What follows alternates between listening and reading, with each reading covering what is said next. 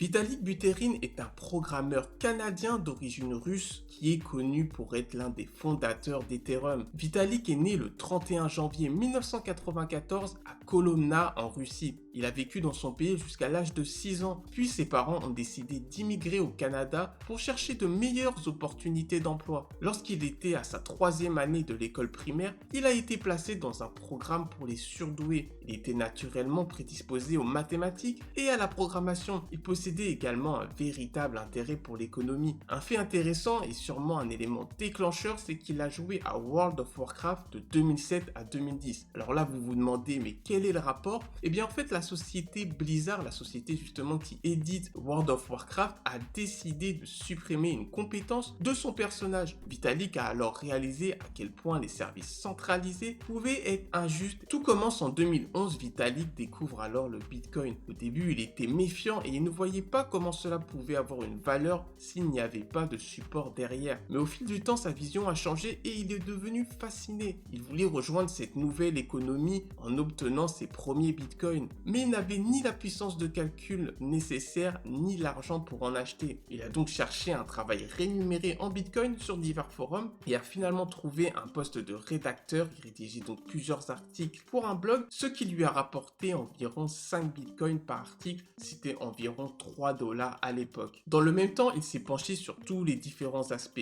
économiques, technologiques et politiques de la crypto-monnaie. Ces articles ont attiré notamment l'attention de Mihai Alizi, un passionné de Bitcoin basé en Roumanie, qui a conduit à la cofondation de Bitcoin Magazine à la fin de l'année 2011. Il écrivait et travaillait sur la blockchain pendant de nombreuses heures tous les jours et par conséquent, il a décidé de quitter définitivement l'université. Quelques mois plus tard, il décide de voyager à travers le monde pour étudier divers projets liés à la blockchain et rapidement, il se fait la réflexion que tous ces projets étaient trop axés sur des utilisations spécifiques et pas assez ouverts. Après avoir expliqué sa vision et son projet à un grand nombre de personnes, tout le monde a refusé de travailler avec lui. Il décide alors de le faire lui-même. C'est là que va naître le projet Ethereum. Fin 2013, Vitalik décrit son idée dans un white paper qu'il a envoyé à quelques-uns de ses amis qui l'ont partagé eux-mêmes et propagé à travers leur propre réseau. En tout, ce sont environ 30 personnes qui ont contacté Vitalik pour discuter du concept. Fin janvier 2014, l'équipe s'est rendue compte qu'il était relativement facile de créer un stockage de fichiers avec seulement quelques lignes de code. Le projet a été annoncé publiquement en janvier 2014 avec l'équipe principale composée de Vitalik Buterin,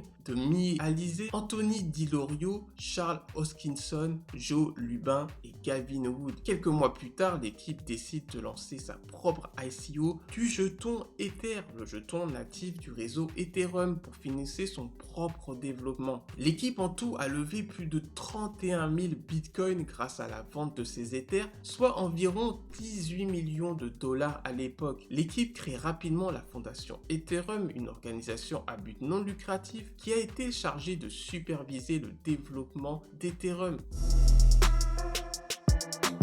Ethereum permet entre autres à ses utilisateurs de configurer et d'exécuter des DAO, organisations autonomes décentralisées. La DAO a levé plus de 150 millions de dollars en Ether auprès de 11 000 membres. Cependant, cette même DAO a été piratée en raison de failles dans le code. Pour cette raison, Vitalik Buterin a plaidé pour un soft fork du réseau Ethereum qui comprenait un extrait de code mettant l'attaquant sur liste noire et l'empêchant de déplacer l'argent volé, ce qui a entraîné la séparation du réseau en deux blockchains, Ethereum et Ethereum classique. Cela a été extrêmement critiqué car les blockchains sont censées être résistantes à la censure.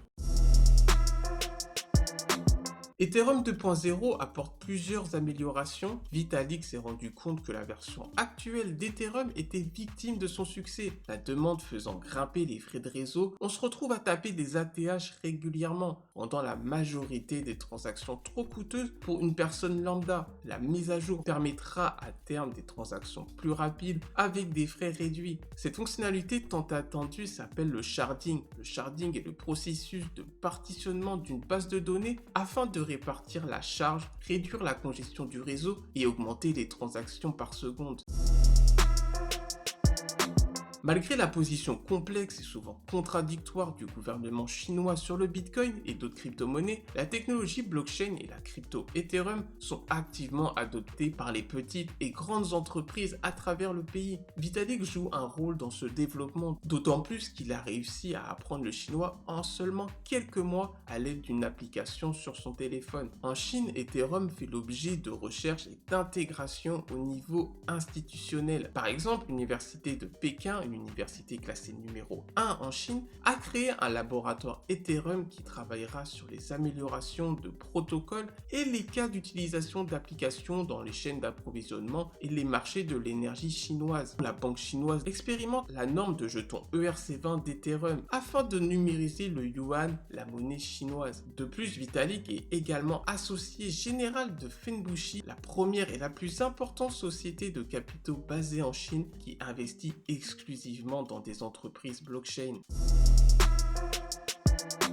En août 2017, plus de 5000 personnes se sont réunies au Skolkovo Innovation Center à Moscou pour le discours de Vitalik. Il a mentionné que la Russie fait partie des 3 premiers États en matière de recherche et de test des technologies blockchain aux côtés de l'Angleterre et de Singapour. A noter que Moscou possède l'un des plus gros clusters de nœuds sur l'ensemble du réseau Ethereum. Buterin a même rencontré Poutine lors de sa visite. En octobre 2017, la plus grande banque de Russie, Sberbank, a même annoncé qu'elle avait rejoint Ethereum Alliance. Toujours lors de sa visite en Russie en août 2017, Buterin a conclu un accord avec Vladislav Martinov, PDG de Yota Service, une société russe d'appareils de communication et de connectivité mobile. L'accord implique la création d'une nouvelle entité, Ethereum Russie, qui fournira une formation, des événements et une révision de l'architecture pour une banque russe appartenant à l'État.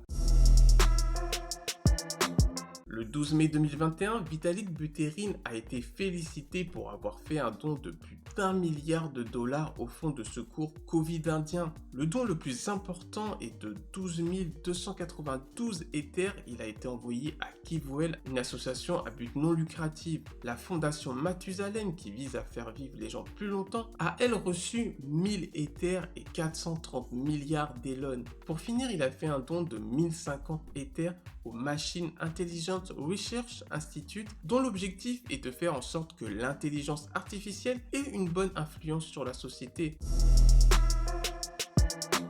Buterin a reçu de nombreuses récompenses et des prix. C'est notamment le cas de Fellowship Award. C'est une bourse créée par le milliardaire Turtles afin de donner vie à des projets innovants. Il a également remporté le prix World Technology Network pour les logiciels informatiques en 2014, battant tout de même Mark Zuckerberg. J'espère que cette vidéo t'a plu. N'hésite pas à me suivre sur Twitter. Le lien est dans la description. J'y suis très actif. À bientôt.